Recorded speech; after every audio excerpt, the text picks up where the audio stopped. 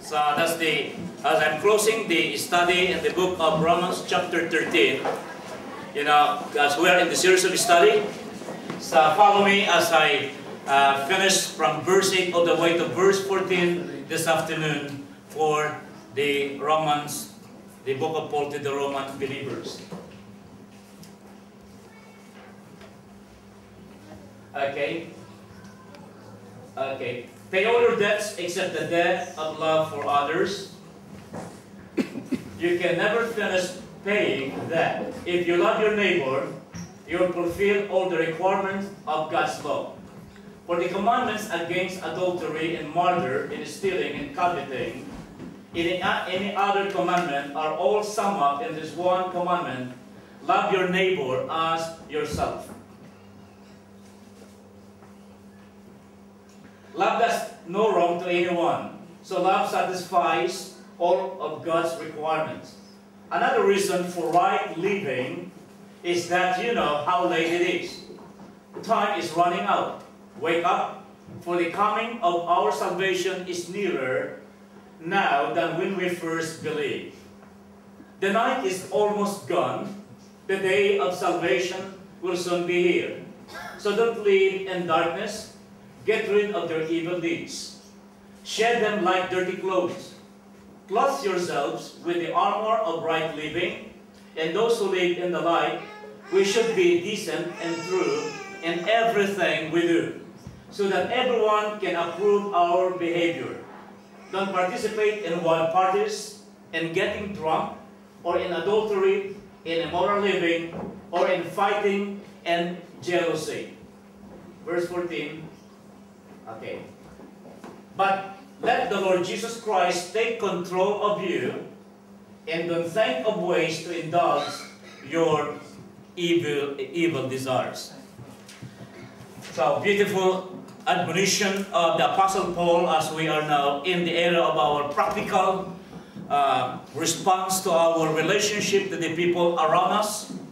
After the government, we submit and honor and pay all the dues and taxes and everything, give reverence to all the potentates God has put over us now. And the other side of our responsibility is among those people in our contacts.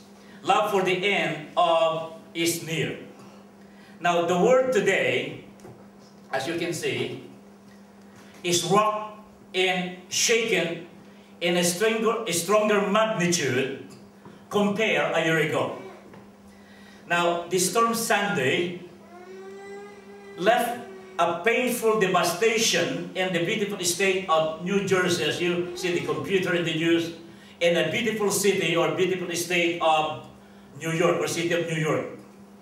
Now today, as we all know, that the whole world today is eyeing for the war that's happening in Israel, in Gaza, and we can see it will continue. There's gonna be a domino effect of the war between Israel and Gaza. But one thing is certain, that the Lord who reigns the whole nations, He overruled the affairs of men. He commanded. He knew what is going to happen. He overruled all the potentates and prime ministers and presidents of the world.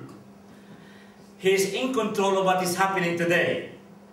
Now, on the other hand, put it in a hypothetical statement.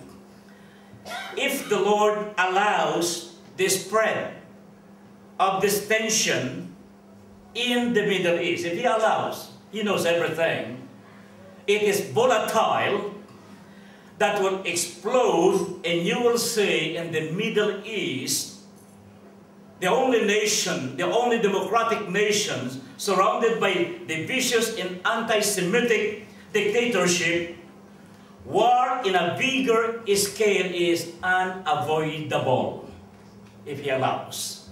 So we can see in that context, the world is not only rocking, very, very shaky condition in the world today. Now the turmoil of change of life is becoming dangerous, and so in superlative degree, the most dangerous time that we have ever experienced or known in our lifetime for all of us living in the 21st century. But we're going to go to the positive side, proceed to the positive side in our study, the reality of our lives, since the things are escalating without control. On the other side of the pendulum, since we're living in the last days, and there's no question about that, we have to move on to our great opportunity. In your hand, what you and I can do. Now, I have this statement. If we have not the best, we can make the best of what we're going to hear, to ponder, and to start to live by a godly principles. And I would like to say it is not too late. Now, in verse 8, as we have just read a few moments ago, the Bible says, okay, pay all your debts. In other words, owe no one. Now, the word owe no one here in the book of Paul, in verse 8, it is a command. Now, Paul the Apostle is giving us a clear advice that will benefit each and every one of us, especially when the whole world is in panic and living in fear. They need to know the light. They have to know and they have to hear about hope, because people, they are living in a nightmare. Many of them doesn't want to wake up in the morning because every day it is so much to handle or so much to face. So our lives, through the light of Jesus Christ, we are needed in this day and age. So owe no one. Now, in one way or the other, all of us, in one way or another, we all become vulnerable to blend to what is acceptable in the materialistic world of Australia, especially America, where I stayed for 18 years. You know, we're vulnerable to the acceptable norm in our materialistic world. And what is that norm? The more debts you owe, and you pay that debts on time, in a small scale, probably a small amount of 10,000, 15,000, you pay it on time. What will happen, the more power to borrow money that you don't own, to spend for your own gratification. So the more power is given to you. So from 10 to 15 to 25 to 30,000, they give you that kind of limit to borrow from the bank. Now during the 80s and 90s, now I'm talking about in the context of the American culture, with due respect, many of them are living in luxury. I was living in the Los Angeles area, and I was ministering to the rich area of Palos Verdes, Rolling Hills, and God opened to me a Bible study in Beverly Hills, to the multimillionaire, and that's another story. Now, many in the American context living in luxury, to the rich is fine, but many of those, the middle income and middle upper income, living in luxury, and they're using a borrowed money to live in luxury. Borrowed money. Yeah, you can see top of the line cars and beautiful homes and boats, and every year it's just coming to a vacation to the countries of the world. During the 80s and 90s, I was still there. And some have 4 to 10 houses, one family. Now, if they can, why not? Now, a friend of mine confided to me when I visited America in 2009. In Long Beach, we ate in one of, and he said, "Pastor, can we go to a restaurant? I want to confide to you." He came here in 2005 when my oldest daughter, Rebecca, just born, and he confided to me in 2009. He was living in Palos Verdes. It's a very high-profile place to be, with the rich and the famous in that area. And he was living in one of those beautiful homes, 2 homes in Palos Verdes. And he confided to me, and he said, "Pastor, something happened." He owned houses in California, from the south to the Los Angeles to Nevada, Arizona, 42 homes. He confided to me, "Pastor, I have 42 homes." Okay? And then there was a painful end. He started to become richer and richer in 2004 using borrowed money, and by 2000, before 2009, he filed bankruptcy. He was living on credit, and today with you, he said to me, with humble heart, Pastor, I am just renting a house and I'm cleaning the body of a multi-millionaire man. He used to live in a multi-millionaire place, and he was cleaning the bath of a very rich man. He was just like CNA cleaning. Used to be, he has all the beautiful jewels in the world. And he said one thing, and I love what he said, the positive side. You know, Pastor, what I'm so thankful to the Lord, I lose all my money and all the houses. I own 42 houses all over California, Nevada, and Arizona. But how I thank God, because God brought me back, I come to serve Him again. That's the greatest jewel and blessing that I am again serving the Lord today. I trained him to be a pastor, and he was a pastor, but he was received to the riches and splendor of money and riches in America. Thank God he come back. So for believers and non-believers, and the negative side, you know, the effects of credit, so it's not to you and to all of us, a warning from the mouth of Apostle Paul about debts and borrowing money to all of us. It will literally cause physical and mental health problems.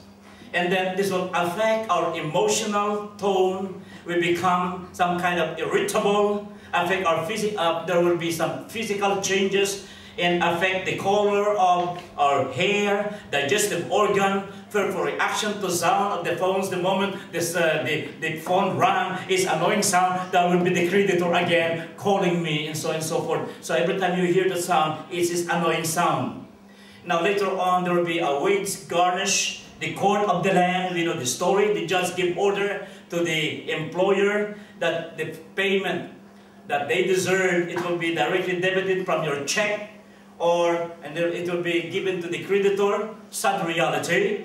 Your money you work for 40 to 50 hours a week, instantly taken by direct debit or wage garnish. You have not even seen that money or touch that money, automatically taken by the bank, given to the creditor. And to some extent, foreclosure.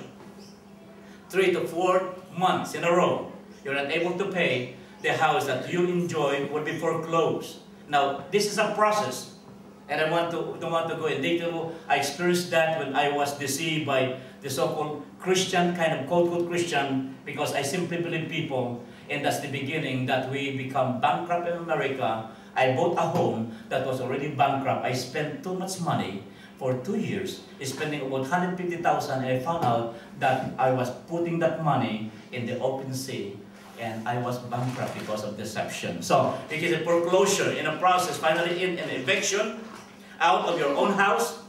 Now, resulted of this, of too much debts and owing money, is divorce. I counsel so many married couple in America.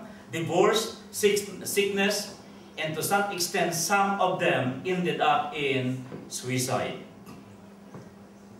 A good friend of mine who was a good worker, he's a Christian in Los Angeles, moved to San Diego. With all respect to this man, I love this family. They work so hard in the church.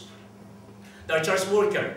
They moved to San Diego, and I don't know how they run and how we run the, or maybe debt or all money. One day, while I was playing, I love to play basketball in the park, about maybe 10 o'clock in the morning, with the teenagers and 7-year-old boy and the mother and the 16-year-old or 15-year-old young men that were sleeping, in a bare place of the park. I was so saddened. I said, God, they were always sleeping there. Thank God, God opened the door, they find another job, and so they're able to handle the responsibility. Christian, to be sleeping on that area, used to be, he was a teacher of golf. When you're teaching golf, you have money, but he became bankrupt in living in the park with the daughter of 13, 12 years old. I felt so pity. They stay with me for 2 months. Come, stay with me for 2 months. So that's the effect of, owing, because owing money, somebody is controlling you and me. Now, Paul gives the order, free yourself from all debts by paying them. Let no debts remain outstanding, because he can foresee a good effect for those people who are responsible, because debts has the ability to control you and me, and then in the negative sense, it will influence your life. So, Christian life, Christian believers ought to be cautious and to attend to any man, anything. So